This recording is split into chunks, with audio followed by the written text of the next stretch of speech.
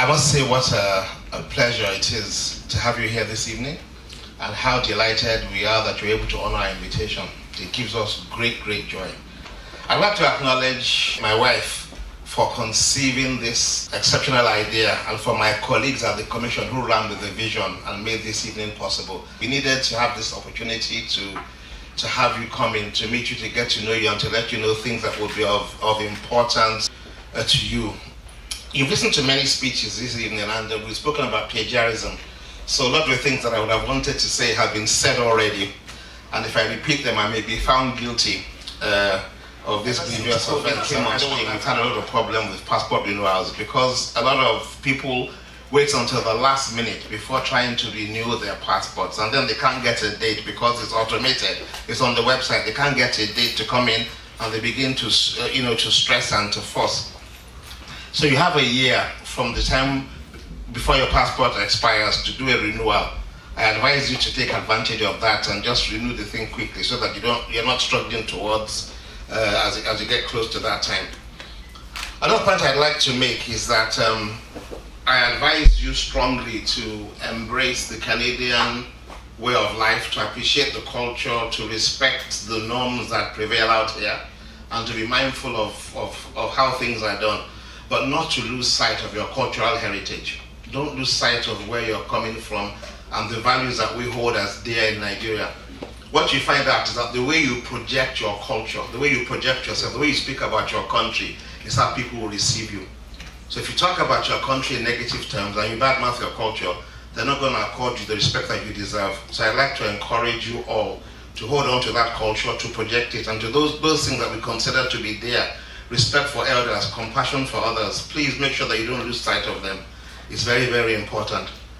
I'd like to encourage you to understand the environment you're living in, to take time to, as my wife had said, visit some of the places of interest and get to know what's going on.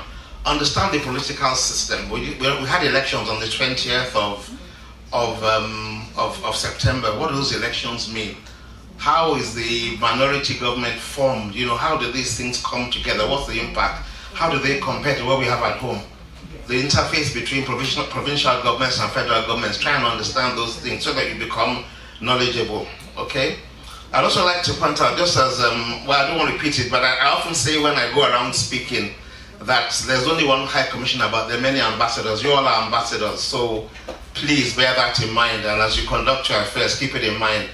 Another thing I'd like to point out is that as you're here, don't allow yourself to get caught into a rut whereby you become content perhaps to graduate and then just settle for a job and then just take a mortgage and get into debt and acquire a whole bunch of credit cards. No, think outside the box. You're from Nigeria, you've come to Canada. Canada and Nigeria are two interesting countries. They have a lot of things in common and they have a lot of points of difference. Canada has a large landmass with a small population. Nigeria has a large population with a relatively small landmass.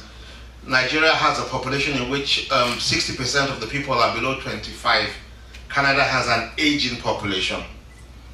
And if we talk about points of comparison, Canada is resource rich, so is Nigeria. Some provinces in Canada have paid the price for being a bit dependent on oil and gas, so has Nigeria. So what that begins to tell you is that you begin to look at points of difference, points of similarity, and begin to see where there may be opportunities. So the way the world is moving now, the world is moving from a resource-based economy to a global economy based on knowledge. So knowledge is key these days. So how can you take advantage of circumstances? You have come to a foreign country, you should be looking how to establish relationships and partnerships with people who are here that probably take advantage of opportunities in Nigeria, in Canada, and in the global system. So you need to think outside the box. And you've come to an environment that places a premium on innovation and entrepreneurship driven by technology. This Ottawa environment, the universities you are in, focus on innovation, entrepreneurship, and technology. So you should begin to think of how you can form alliances that will, you come up with business ideas that will serve the global market. That's what you should be thinking about, and not just allow yourself to get caught up in a routine. We're very, very happy to hear the various programs that you're studying. We're proud of you. We take delight in you. We're happy that you've come to pick programs that will benefit you and hopefully benefit both Nigeria and Canada in the years that are ahead.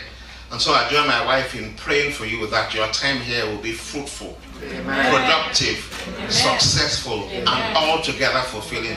God bless you all.